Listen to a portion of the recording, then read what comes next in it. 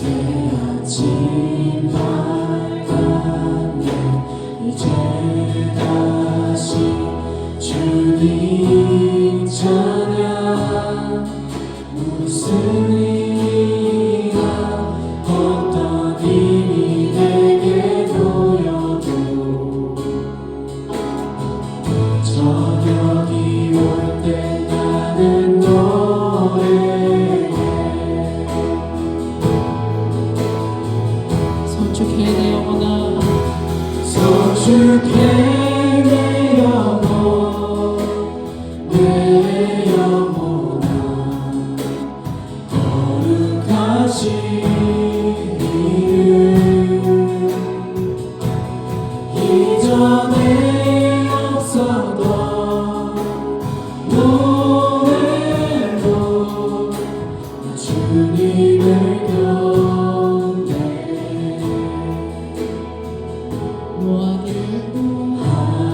하기를 견디하시는 주, 그의 크신 사랑 넘치네. 주의 선하신 내가 노래하리.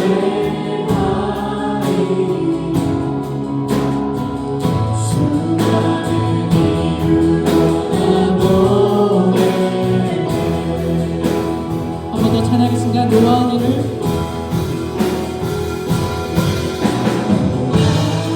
이름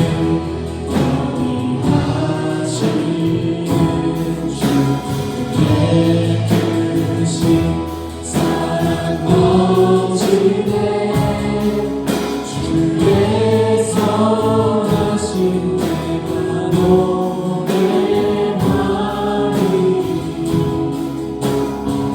수많은 이유로 나 노래해. 서축해 내 영혼, 서축해 내 영혼, 내 영혼아. 거룩하신 이름, 이전에 없었던 노래로 주님을 경배해. 서축해 내 영혼, 서축해 내 영혼, 내 영혼아. 거룩하신 이름,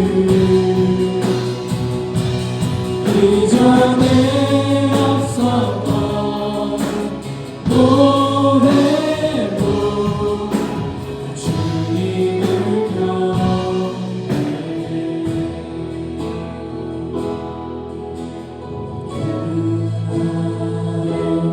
나의 힘과 하며 나의 삶을 여정 마칠 때 그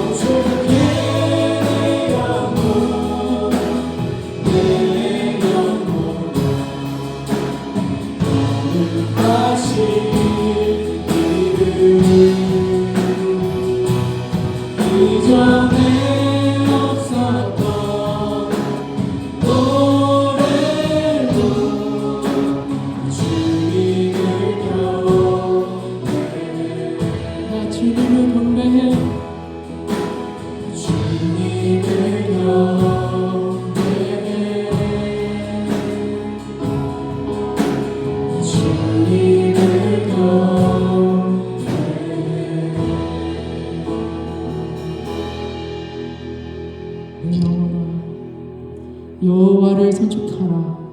내 속에 있는 것들아 다 그의 거룩한 이름을 son축하라. 내 영혼아 여호와를 son축하며 그의 모든 은택을 잊지 말지어다.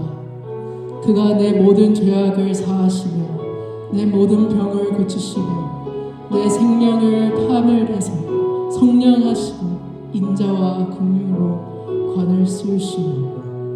시편 103편 1절에서 4절 말씀. 아멘. 우리가 방금 부른 찬양의 가사처럼 말의 고백으로 주님을 찬양할 수도 있지만 이 예배 가운데 드리는 우리의 헌신을 통해서도 주님을 성축할 수 있습니다. 감사합니다, 주님.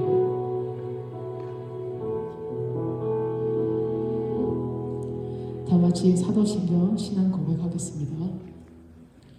전능하사 천주를 받으신 하나님의 아버지를 내가 믿사오며 그 외아들 우리 주 예수 그리스도를 믿사오니 이는 성령 잉태하사 동정녀 마리아를 하시고 본디오 빌라의 고난을 받으사 십자가에 못 박혀 죽으시고 장사지 사람의 죽은 자 가운데서 다시 살아나시며 하늘에서 전능하신 하나님 옆에 앉으시다가 죄에서 선자와 죽은 심판하러 시리라.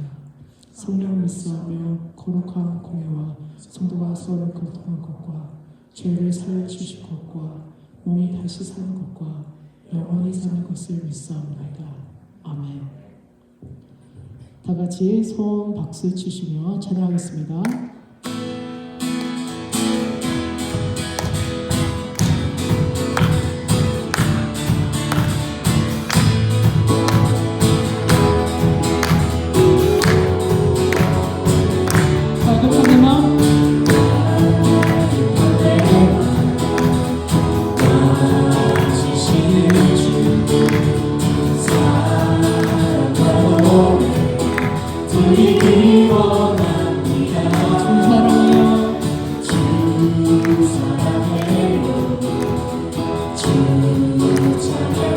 높고 거룩한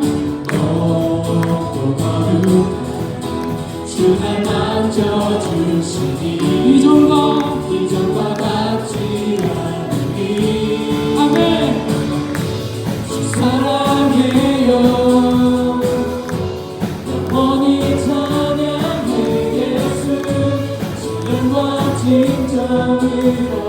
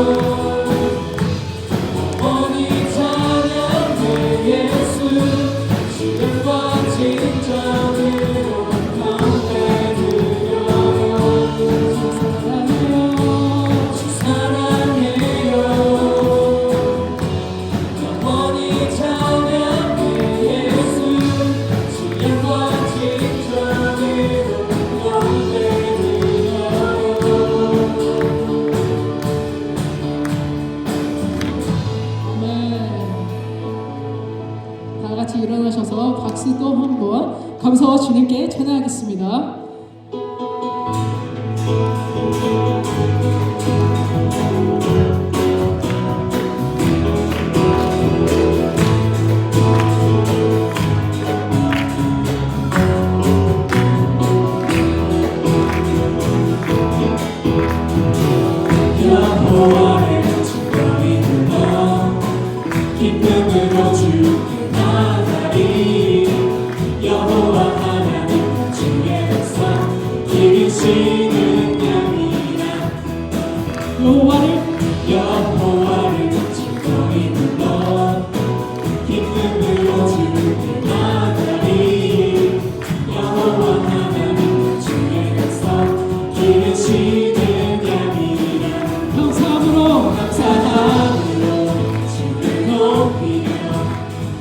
문에 들어가서 찬송함으로 그 이름을 찬축할지어다.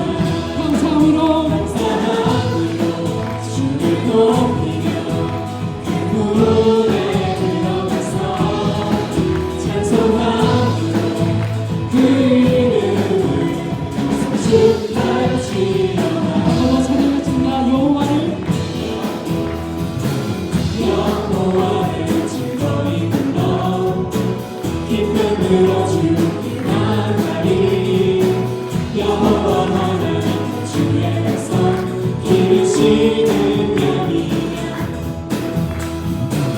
여호와를 즐거이 불러 기쁨으로 주께 나가리. 여호와 하나님 주의 백성 기르시는 양이라. 감사함으로 주를 높이며 그 문에 들어가서 찬송함으로 그 이름을 찬축할지어다. 감사함으로 주를 높이며 그 문에 들어가서 찬송함으로 그 이름을 찬축할지어다. 주의 선함과 주의 선함과 인자하시니 영원하고 주의 성실하시니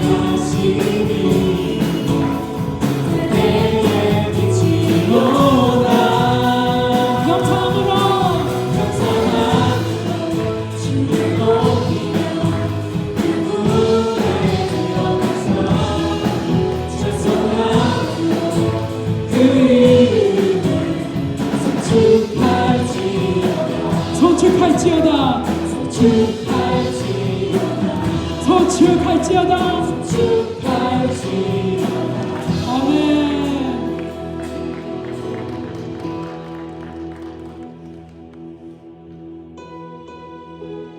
예배를 이어서 자리에 앉겠습니다.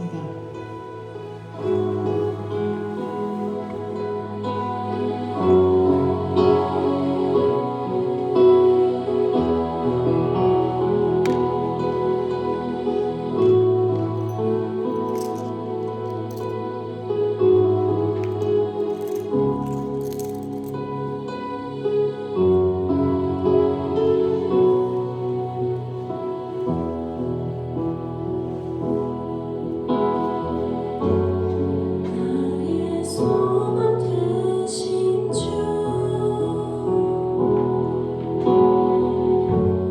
주를 바라봅니다.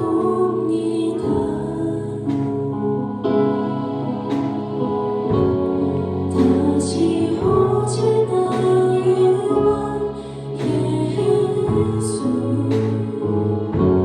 주를 기다립니다. 오늘도 찬양하겠습니다. 나의 소망 되신 주, 나의 소망 되신 주, 주를 바라봅니다.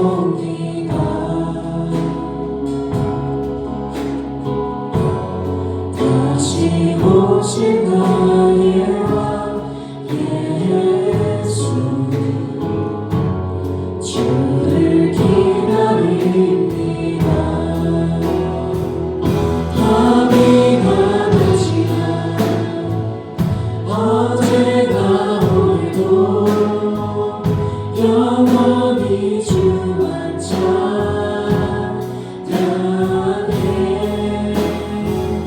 그런 모습에 난방하여 넘어져도 언제나 주만 찬양하겠네. 나의 소망 되신 주,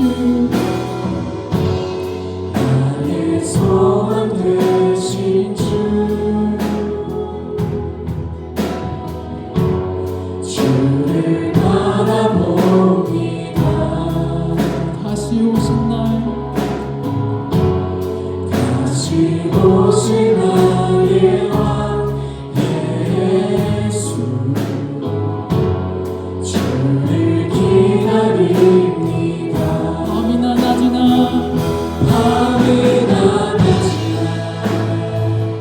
어제나 오늘도 영원히 주만 찬양해.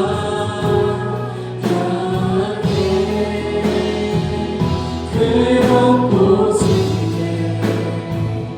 난망하여 넘어져도 언제나 주만 찬양하겠네. 밤이나 밤이나 낮이나 어제나 오늘도 영원히 주만 찬양해.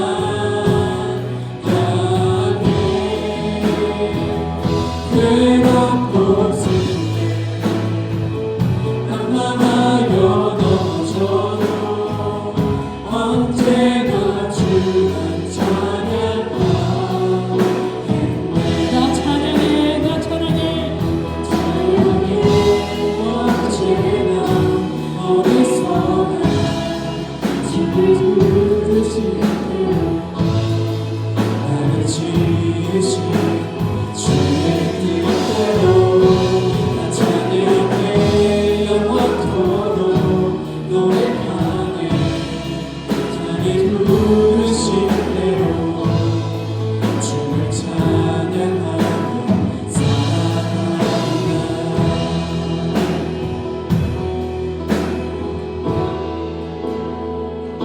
나를 부르신 주가 이루어 주시네. 잠시 넘어지더라도 붙잡아 주시네. 나의 걸어가는 길 동행하시네. 혼자라 생각했던 삶 함께 하시네. 모두 찬양했습니다. 나를 부르신 주가 나를 부르신 주가 이루어 주시네. 잠시 넘어지더라도 붙잡아 주시네. 나의 걸어가는 길 동행하시네. 혼자라 생각했던 삶 함께 하시네. 나 찬양해 찬양해. 언제나 어디서나 부르신 그 뜻대로 나를 지으신 주의 뜻대로 찬양해. 영원토록 노래하네. 나를 부르신 대로 주를 찬양하며 살아가리라. 나 찬양해 나 찬양해. 언제나 어디서나 부르신 그 뜻대로 나를 지으신 주의 뜻대로 나 찬양해. 영원토록 노래하네. 나를 부르신 대로 주를 찬양하며 살아가리라. 함께 기도하겠습니다.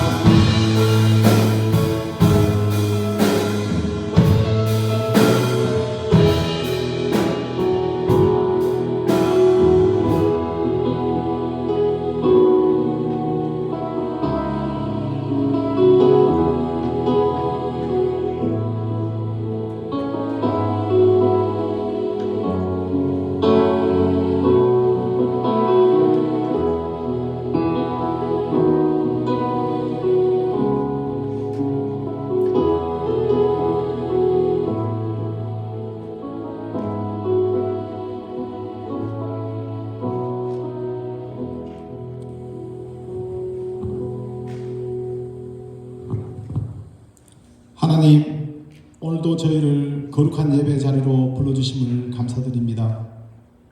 이 시간 저희가 세상의 모든 일을 잠시 내려놓고 오직 예배만 집중할 수 있게 인도하여 주시옵소서. 지난 한 주간을 돌아보면 한순간 한순간도 주님의 보호하심이 없었음을 고백합니다. 인도하심 속에서 살게 하신 은혜에 감사드립니다. 삶의 여러 가지 일들 앞에서 흔들리고 때로는 세상의 근심, 걱정에 눌려 주님을 온전히 의지하여 하지 못하였음을 고백합니다. 다시 한번 믿음을 결단하는 예배 시간이 되게 인도하여 주시옵소서. 주님, 교회를 위해 기도드립니다. 주님께서 세우신 이 교회를 지난 21년 동안 지켜주시고 인도해 주셨음에 감사드립니다.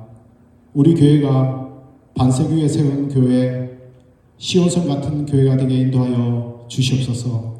주님의 말씀 위에 굳게 서서 세상에 빛과 소금의 역할을 잘 감당하는 교회가 되게 인도하여 주시옵소서. 교회가 세상의 흐름에 흔들리지 않고 오직 주 안에서 하나 되는 유라이프하는 교회가 되게 인도하여 주시옵소서. 우리 교회가 부흥의 불길이 일어나 놀랍도록 부흥하는 한 해가 되게 인도하여 주시옵소서.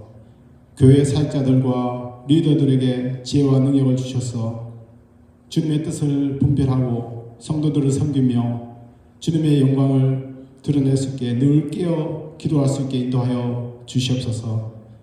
특별히 예배를 위해 믿음으로 먼 길로 가는 분들의 발걸음을 안전으로 지켜 주시옵소서.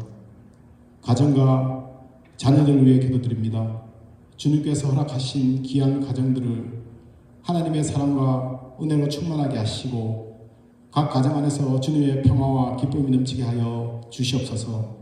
자녀들이 세상 유혹과 어려움 속에서도 믿음을 떠나지 않고 주님을 온전히 섬기며 나가게 하여 주시옵소서. 자녀들이 인생의 중요한 결정이 있을 때마다 주님의 인도하심을 따르게 하시고 주님 계획과 뜻 안에서 삶의 열매를 맺게 축복하여 주시옵소서. 연약한 성도들과 치료 중인 성도들을 위해 기도드립니다. 육신의 병으로 고통받는 이들에게 치료의 손길을 베풀어 주시고 회복의 역사가 있게 하여 주시옵소서. 특히 감기가 유행하고 있습니다. 속히 회복하여 같이 예배드림으로 주님께 영광을 돌릴 수 있게 인도하여 주시옵소서. 마음의 상처와 고통 속에서 신음하고 있는 성도들을 위로하여 주시고 주님의 사랑으로 상한 심령이 치료하게 하여 주시옵소서. 저희가 주님의 사랑으로 서로 돌보며 함께 위로하고 격려하며 기도함으로 주님께 영광 돌리는 우리 교회가 되게 인도하여 주시옵소서. 다양한 문제들을 놓고 기도드리는 이들에게 형통함의 축복을 주시고 뜻대로 되지 않을 때에도 낙심하지 않게 인도하여 주시옵소서. 귀한 담임 목사님 말씀 전하실 때 그 말씀에 집중하게 하셔서 전하는 자나 듣는 자나 다 같이 은혜는 시간이 되게 하여 주시옵소서. 예배의 모든 순간들을 주님께 맡깁니다. 찬양 드리는 순간마다, 기도 드리는 순간마다, 말씀 듣는 순간마다 다 주님 더 깊이 묵상하는 시간이 되게 인도하여 주시옵소서. 감사드리며 예수님 이름으로 기도드립니다. 아멘.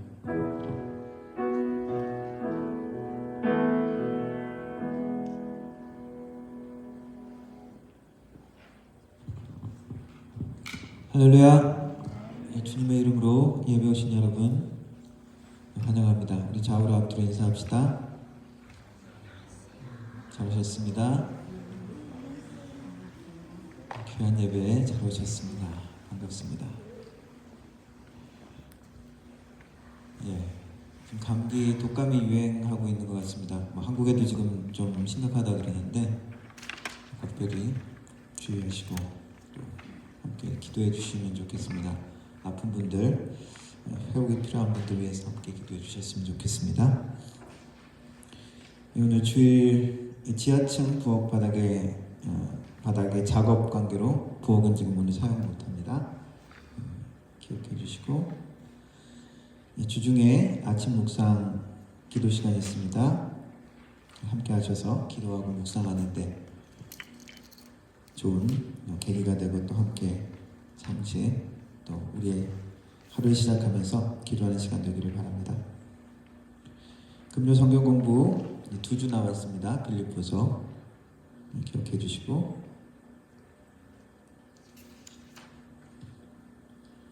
혹시 세금 보고 하시는데 헌금기부 여분 집중 안 받으신 분 오장로님께 말씀해 주시기 바라고요. 드린 헌금 위해서 기도하도록 하겠습니다.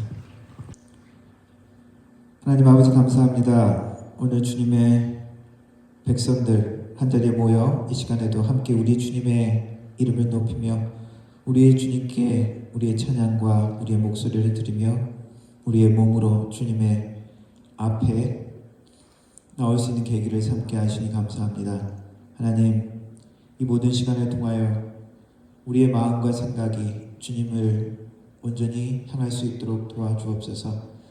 하나님, 세상 가운데 힘들고 지치고 하나님 낭망했던 우리 심령들이 우리 하나님께 시선을 다시 한번 맞춤으로 하나님의 위로와 하나님의 기쁨과 하나님의 능력을 다시 한번 만날 수 있게 하여 주옵소서. 하나님, 우리의 삶의 방향이 주님으로 인하여 다시 한번 확정되게 하시고 하나님, 우리의 두려움이 하나님으로 인하여 담대함으로 바뀔 수 있는 귀한 시간이 또한 되게 하여 주옵소서. 하나님께서 우리에게 말씀하여 주시고 하나님의 마음이 우리를 만나 주시며 우리의 마음이 주님께 온전히 드려져서 하나님이 기뻐하시는 마음으로 변화되어져 하는 또한 귀한 시간 되게 하여 주옵소서. 빈손으로 오지 아니하고 삶의 정성으로 헌금을 드린 손길 하나하나 기억하여 주옵소서. 헌신의 마음으로 11조로 드리고 또한 감사의 예물을 드리고 주일 헌금을 드립니다. 손길 하나하나 주님께서 축복의 근원이심을 고백하며 사랑의 고백으로 헌신의 고백으로 드렸사오니 그 손길들이 더욱더 하나님의 축복된 손길, 하나님이 공급하시는 능력의 손길이 될 수 있도록 도와주옵소서. 하나님께서 삶의 모든 필요를 채우시되 30배, 60배, 100배의 결실의 약속이 우리의 영육 간에 그 가정 가운데 사업 가운데 나타날 수 있도록 도와주옵소서. 하나님, 주님 앞에 들어지는 손길은 더욱더 담대한 믿음의 손길이 되어 또한 나누고 베풀고 사랑하고 섬기는 귀한 손길이 될 수 있도록 도와주옵소서. 드려진 헌금이 사용되어질 때 우리 하나님의 나라가 확장되게 하시고 우리 주 예수 그리스도 이름이 땅까지 전파되어지며 하나님의 나라 공동체가 든든히 서갈 수 있는 귀한 은혜가 있게 하여 주옵소서. 예배를 주님께 부탁드립니다. 주님 함께 하여 주옵소서. 예수님의 이름으로 기도드렸습니다. 아멘. 함께 일어나서 하나님 말씀 함께 읽겠습니다. 창세기 13장 8절부터 15절까지 말씀입니다. 제가 한 절 읽고 그 다음 절 여러분이 읽고 그렇게 교독하다가 마지막 15절 같이 읽도록 하겠습니다. 아브라함이 롯에게 이르되 우리는 한 친족이라 나나 너나 내 목자나 서로 다투게 하지 말자.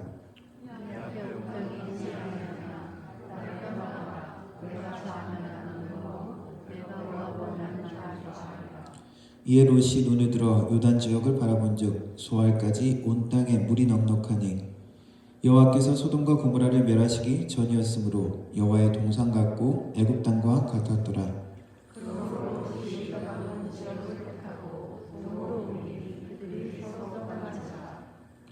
아브람은 가나안 땅에 거주하였고 롯은 그 지역의 도시들에 머무르며 그 장막을 옮겨 소돔까지 이르렀더라.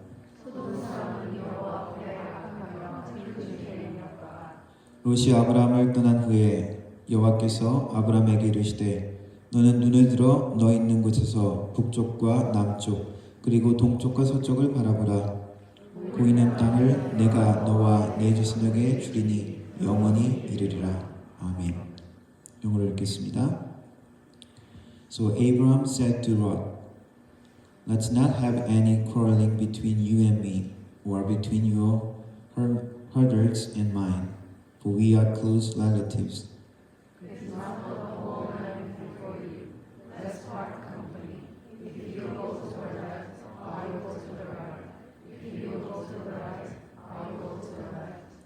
Lot looked around and saw that The whole plain of the Jordan toward Jorah was well watered, like the garden of the Lord, like the land of Egypt. This was before the Lord destroyed Sodom and Gomorrah.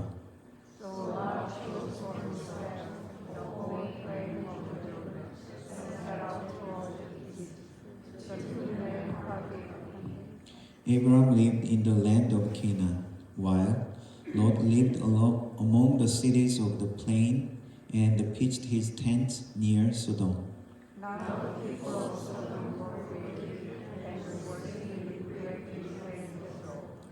The Lord said to Abraham after Lot had parted from him, "Look around from where you are, to the north and south, to the east and west. All the land that you see, I will give it to you and your offspring forever." 아멘. 앉아주시기 바랍니다. 아브라함은 하나님의 명령을 듣고 자기의 본토 아비집을 떠나서 가나안 땅으로 옵니다. 하지만 거기에 가뭄이 들어서 이집트 땅으로 내려가죠.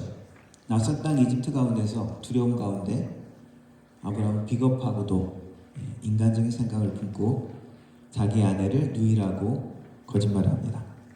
그 때문에 아내 사라를 파라오 이집트 왕에게 빼앗겼죠. 두려움 가운데 아무것도 못하고 그야말로 무기력하게 아무것도 할 수 없는 그런 상황 가운데 은혜로우신 하나님께서 그 가운데 개입하셔서 이집트 파라오의 손에서 아내 사라를 구해냅니다. 아내를 다시 되찾게 되어지는 일을 경험합니다.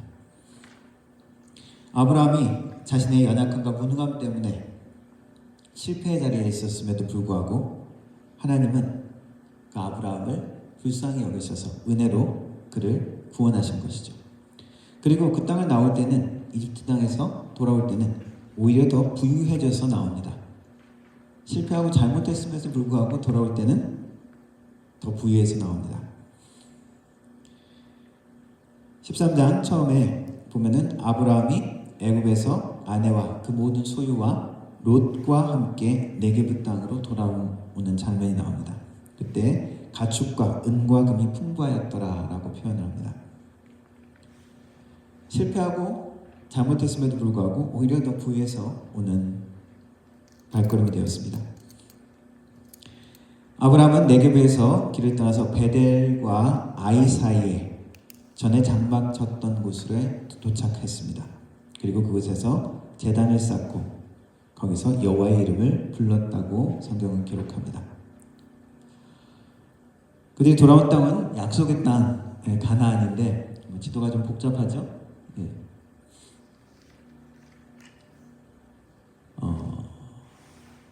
저기 이스라엘 저기 지도를 보면 위에 조그만한 원은 갈릴리 호수고요. 그리고 맨 밑에 조금 큰 파란색은 사해가 되어집니다.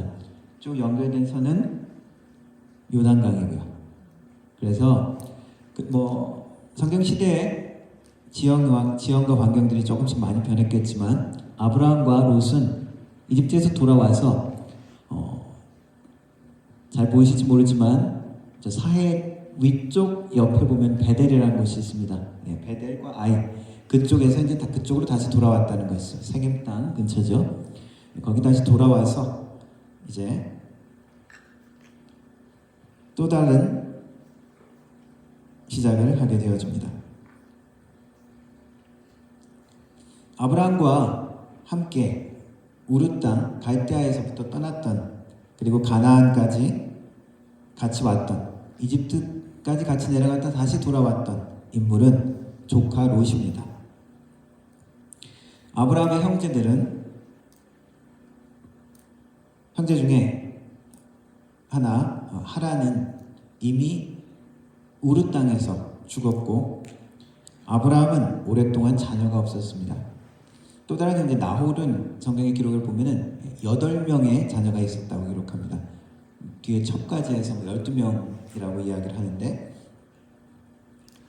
그런데 하란은 롯을 낳고 죽었고, 그런데 아브라함은 오랫동안 자녀가 없었죠. 성경에는 정확하게 기록이 안 나와 있지만은 요세푸스라는 유대 역사가의 기록에 따르면 유대 고대사를 썼습니다.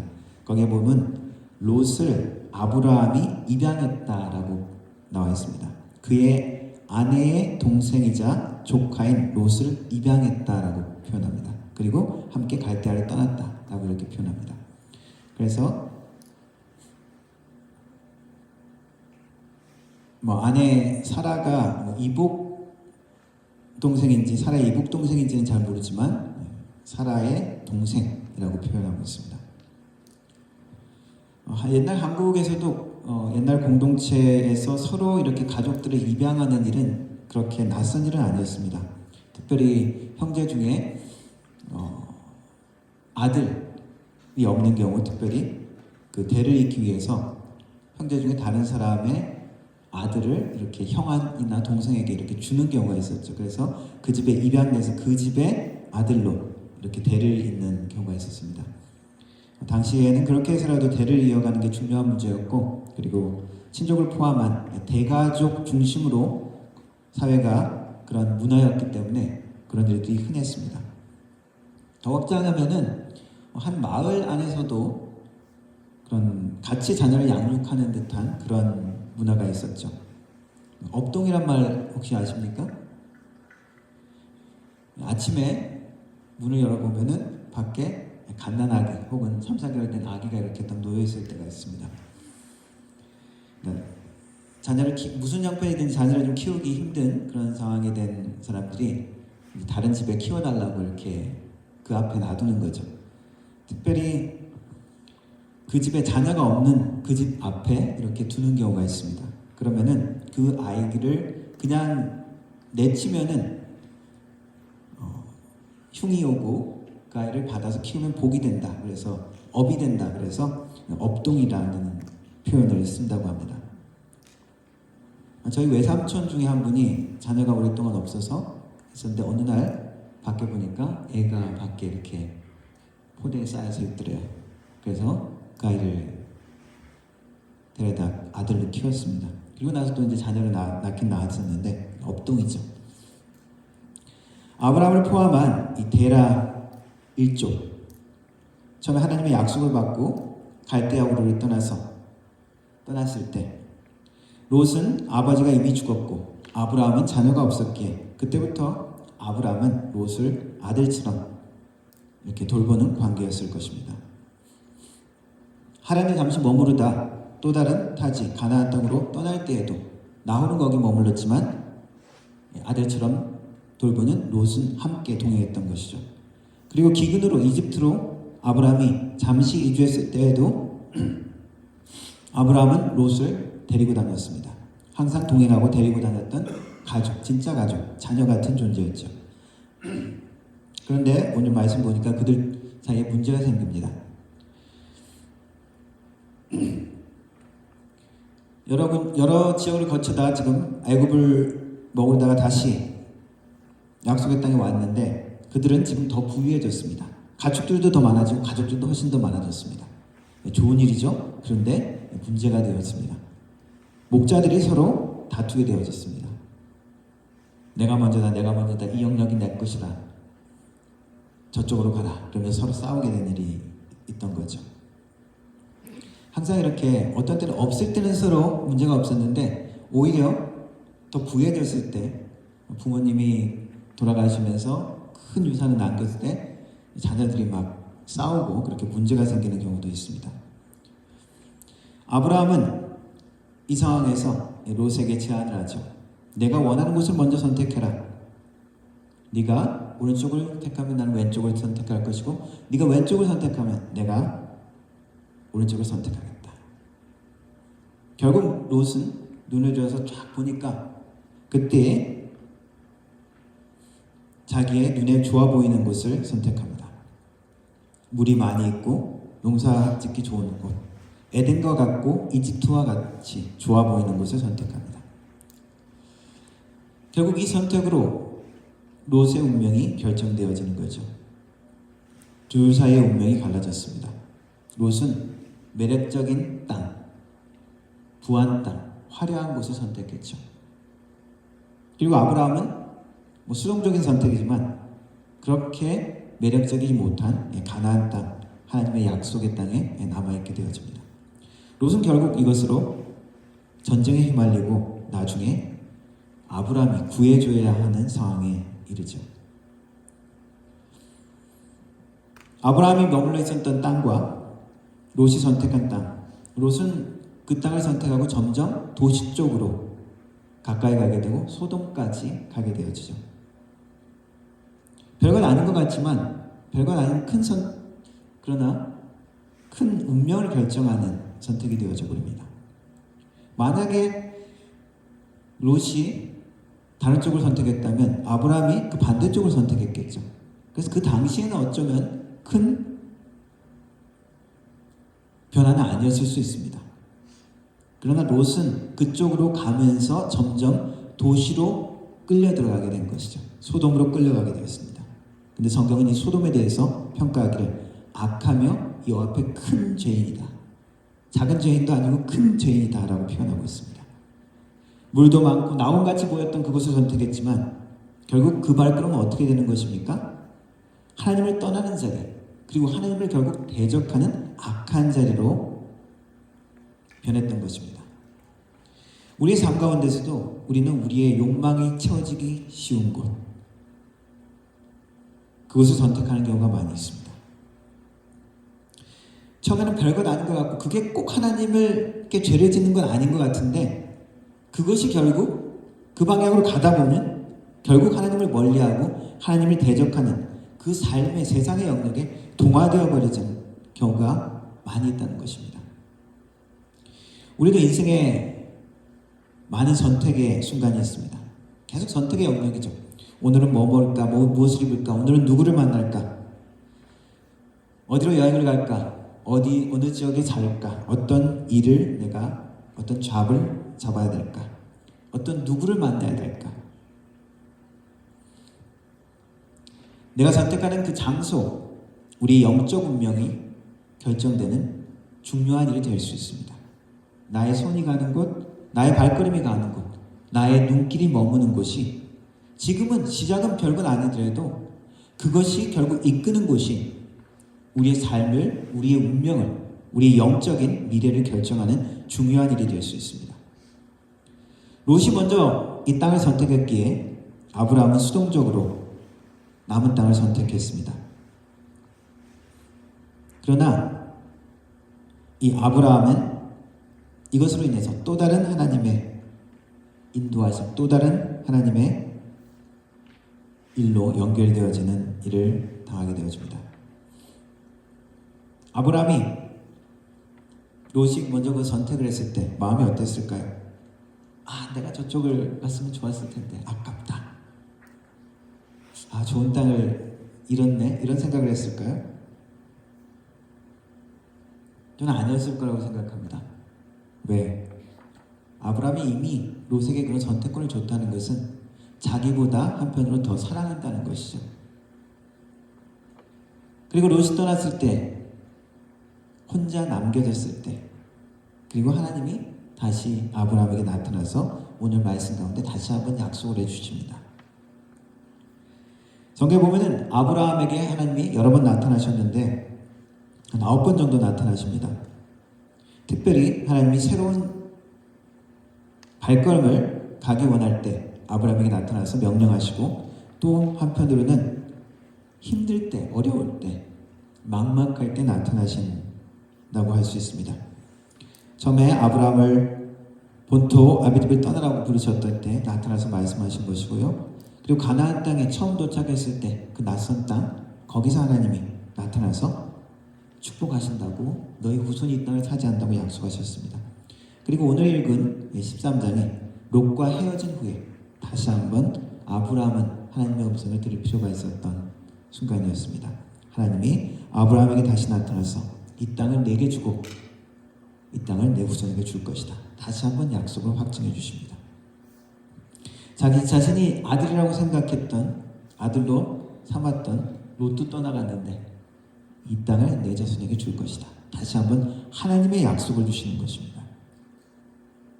이 모든 과정 가운데 하나님은 이 모든 아브라함의 발걸음 가운데 하나님은 아브라함을 인도하시고 하나님의 사람으로 만들어 가십니다. 축복의 사람으로 만들어 가십니다. 하나님이 어떻게 격려하시고 이 아브라함을 만들어 가시는지 그 이야기가 결국 이 창세기의 아브라함의 이야기입니다. 롯과의 갈등의 순간에 아브라함은 축복하고 희생하는 아버지의 마음을 갖게 되어집니다. 롯은 자녀가 없었지만 아버지의 모습을 갖추게 되는 것입니다.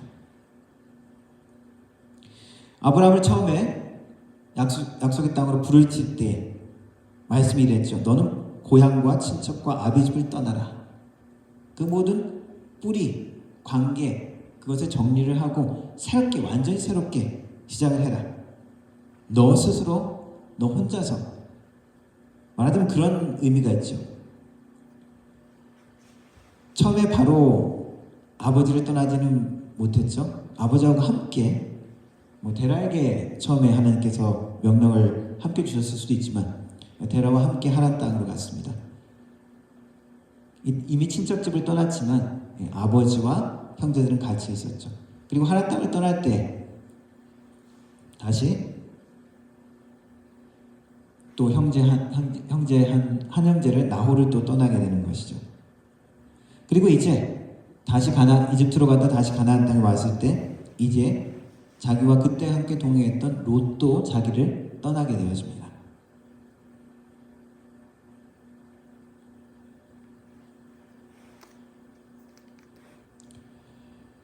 이집트에 가서 그 실패하고 어려웠던 그 순간에서도 아들과 같이 함께 동행했던 롯과의 관계를 이제 정리해야 되는 순간이죠. 사실은 쉽지 않았을 결정일 것 같습니다. 잘은 모르겠지만 롯에게 자신의 기업을 물려줘야 될 수도 있지 않을까 생각했을지도 모르겠습니다. 아브라함은 이삭을 아들로 삼기 전에 사실 많은 아들 후보자들이 있었죠. 아들 이삭의 아내를 구하러 엘리에셀을 종으로 보냈습니다. 그런데 그 엘리에셀에 대한 이야기를 보면 하나님 앞에 아브라함이 그렇게 이야기합니다. 저 엘리에셀이 나의 후계자가 될 것입니다. 그렇게 저는 지금 생각하고 있습니다. 그렇게 이야기하는 장면이 나옵니다.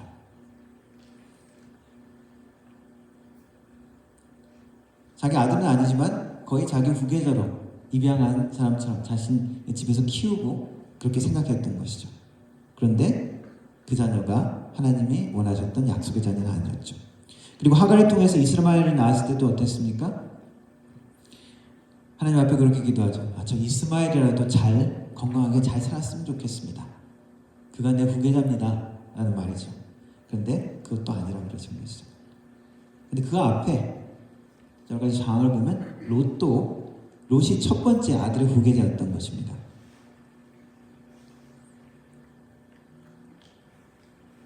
하나님이 아브라함을 축복의 사람으로 만들어가는 그 과정 가운데 하나하나 아브라함을 만들어 가시는데 하나하나 자신이 떠나고 그리고 그 아들까지 지금 사랑했던 아들처럼 생각했던 롯까지 떠나보내는 그러한 단계죠. 그 단계에서 선택권을 양보하는 자신을 보게 되는 것입니다. 내가 더 가져야 되는데 그게 아니라 더 아낌없이 주는 그러한 존재들이 우리 삶에 있습니까? 있죠. 내가 진정으로 사랑하고 돌보는 사람, 가족같이 생각하는 사람, 부모의 마음입니다. 사실 어머니, 아버지가 자녀들에게 줄 때, 희생하고 줄 때 기쁨으로 주죠. 아깝다 생각하고 주는 부모들은 없을 것입니다.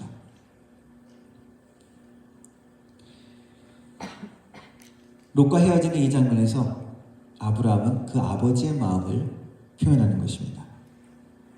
이집트에서 실패하고 좌절했던, 어떻게 보면 하나님 앞에 야단 맞아야 되는 그 아브라함을 오히려 축복하시고 보호하시고 구해내서 다시 약속의 땅으로 오게 하신 하나님 아버지.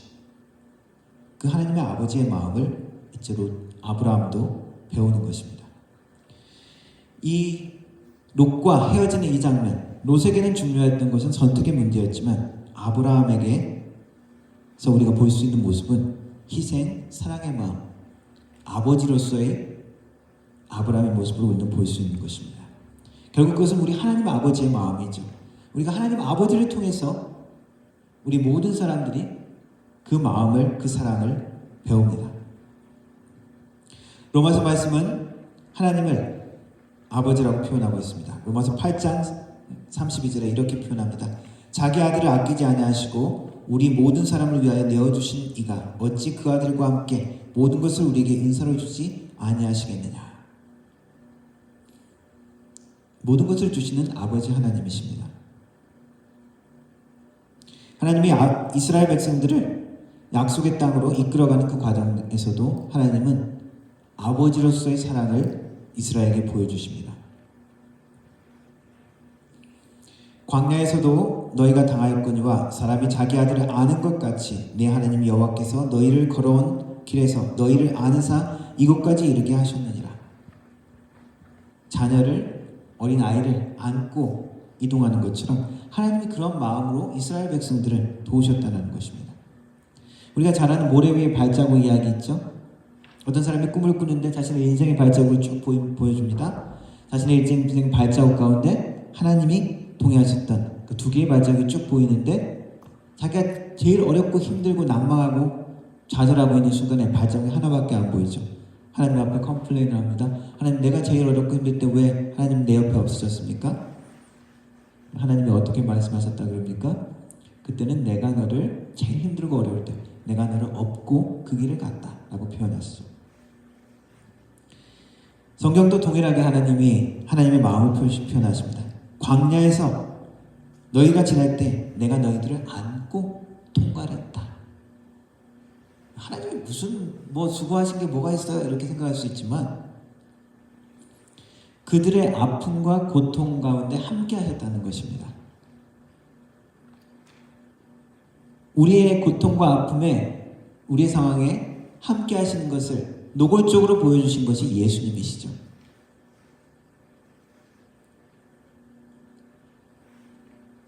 양보하고 섬기고 풍성하고 자유롭게 베푸시는 그 아버지를 닮아가는 아브라함의 모습을 우리는 볼 수 있습니다. 그리고 이 상황에서 아브라함은 결국 홀로 남겨지게 되죠.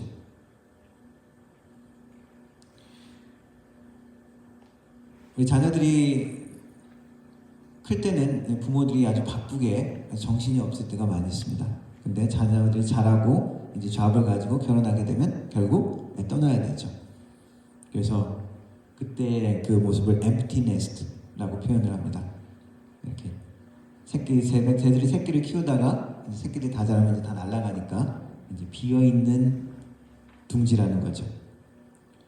아브라함의 마음도 아마 롯을 보냈을 때 이러한 마음이었을 것입니다.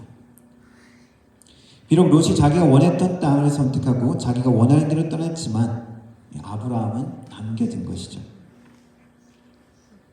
그런데 하나님의 사람을 만들어갈 때, 축복의 사람으로 다듬어갈 때 하나님은 그 사람을 반드시 홀로 되게 하는 순간들이 있습니다. 광야 같은 상황, 아무도 자기 편이 아닌 것 같은 그런 상황에 일부러 두실 때가 있습니다. 하나님이 이스라엘을 광야로 보내셨던 그 시간,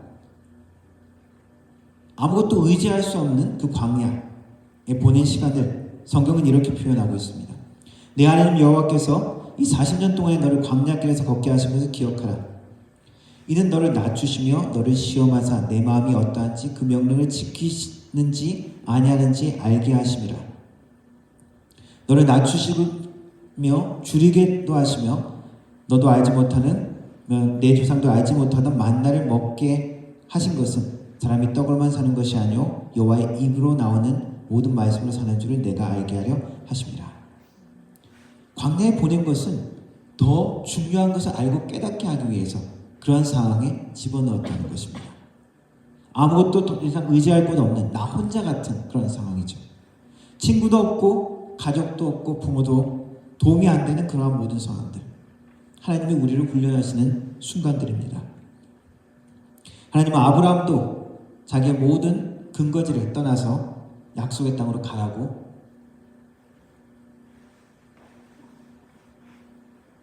그러한 환경에 집어넣으셨습니다. 아브라함의 손자 야곱도 어떤 일이 있었습니까?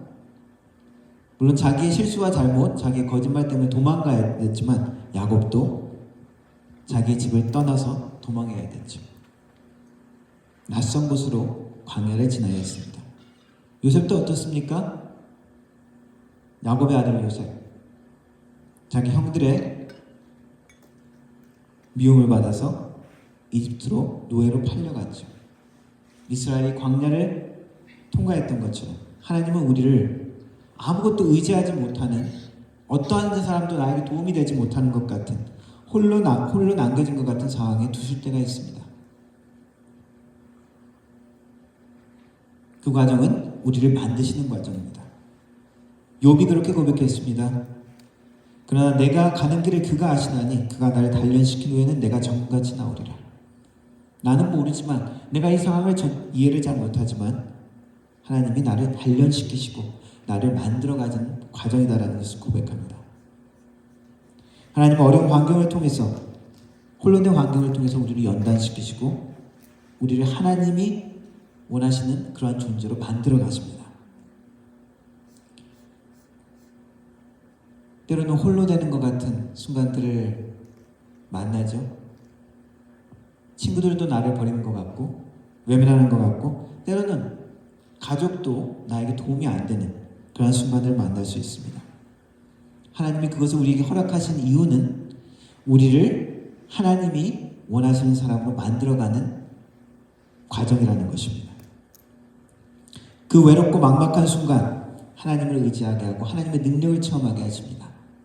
하나님의 위로를 만나게 하십니다. 많은 외로움의 순간, 성경에 야곱의 이야기가 있습니다. 야곱이 자기 형을 속이고 형을 피해서 도망해야 되는 그 장면, 도망하는 가운데 광야를 지나면서 광야에서 잠을 자죠. 불편한 돌베개를 메고 자는 장면이 나옵니다. 그때 야곱의 심정이 어땠을까요? 외롭고 힘들고 막막하고 두려웠겠죠. 그리고 또 한편으로는 내가 형을 속이지 말았어야 되는데 내가 잘못한 거 아닌가, 그런 죄책감도 쌓였을 것입니다. 근데 그때 꿈을 꾸고 하나님께서 그 꿈 가운데 보여주시죠. 하늘로 올라가는 계단, 사다리라고 표현하는 천사들이 왔다 갔다 하는 그 장면을 보게 되어집니다. 야곱에게는 이게 무슨 메시지입니까? 하나님이 함께 하신다는 것이죠. 하나님의 말씀은 내가 너와 함께 있어 내가 어디로 가든지 너를 지키며 너를 이끌어 이 땅으로 돌아오게 할지라. 내가 내게 허락한 것을 다 이루기까지 너를 떠나지 아니하리라 하신지라. 가끔씩 많이 힘들고 어려울 때 어떤 분의 기도를 통해서 하나님이 주시는 확신과 위로를 받을 때가 있습니다. 아버지가 없던 제 친구에게는 어떤 목사님이 기도해 주시면서 하나님이 너는 아버지가 없다고 이야기하지 마라. 하나님이 네 아버지 되신다. 그것이 얼마나 큰 위로고 하나님이 주시는 확신이 되었겠습니까? 그런데 하나님의 음성과 하나님의 위로는 이렇게 특별히 어떤 기적적으로 누가 은사 가지신 분이 기도를 통해서 우리에게 말씀하실 수도 있지만 성경 말씀을 통해서 오늘도 지금도 우리에게 말씀하시는 것입니다. 나 여기 있다. 너는 혼자가 아니다.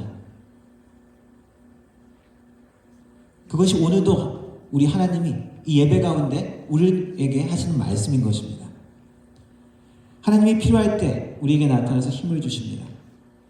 특별히 우리가 가장 약하고 두려움 속에 있을 때, 우리의 연약할 때, 나 혼자밖에 없다고 생각할 때, 그때 하나님의 음성을 들려주십니다. 기적적으로 때로는 말씀하시기도 하지만 일상과 같은 말씀을 통해서 그리고 예배를 통해서 오늘도 하시는 말씀이 무엇입니까? 내가 너와 함께 있다. 나 여기 있다. 혼자라고 생각하지 마라. 이스라엘 백성들이 광야를 통과했을 때 아이를 안은 아버지의 심정으로 내가 너희를 안고 통과했다라고 하신 것처럼 우리의 모든 외로움의 이 순간에도 하나님은 우리를 안고 가시는 것입니다.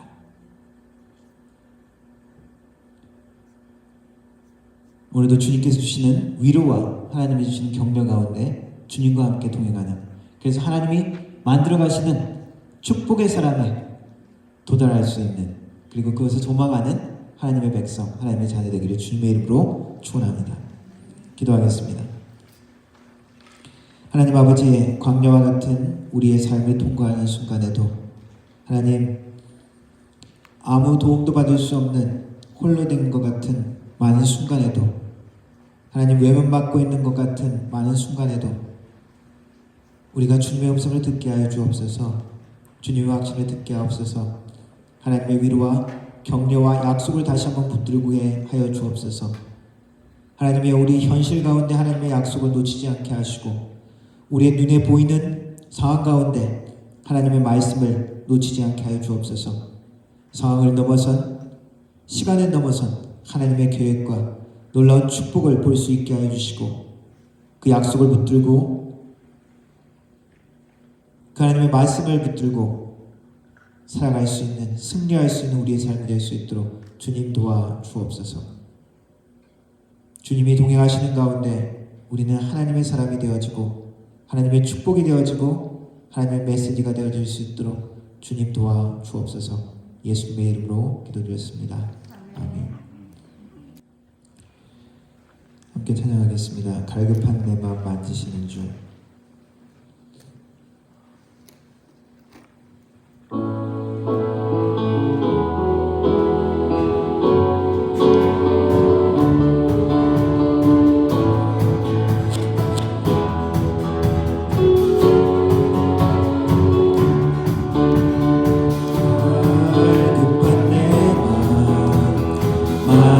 만지시는 주, 사랑과 노래 드리기 원합니다.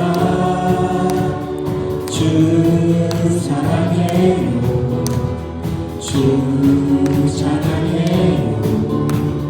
주로 거룩한 주 날 만져주시니 이전과 같지 않으리. 주 사랑해요, 영원히 찬양해. 예수 진정과 진정으로 경배드려요. 주 사랑해요, 사랑해요, 영원히 찬양해. 예수 진정과 진정으로 경배드려요.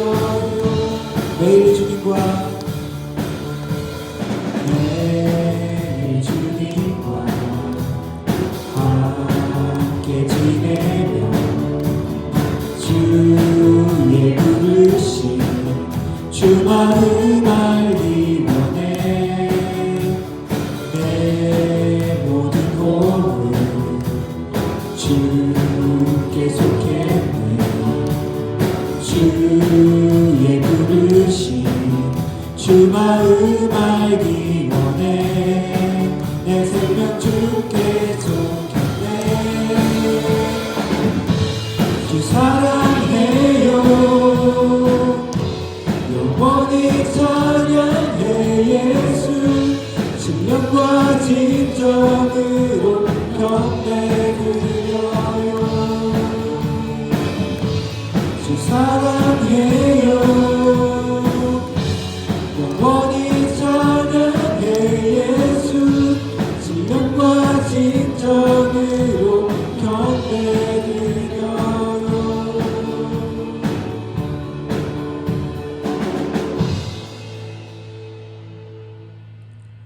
지금은 우리 주 예수 그리스도의 은혜와 성부 아버지 하나님의 놀라우신 사랑과 성령 하나님의 위로 교통 충만하신 은사가 홀로 된 것 같은 모든 순간에도 우리 주님께서 함께 하신다는 그 약속을 붙들고 믿음으로 나아가기를 다짐하는 머리 숙인 모든 성도들 머리 위에, 그 가정과 일터 위에, 이 교회 위에 영원 무궁토록 함께 하실지어다. 아멘.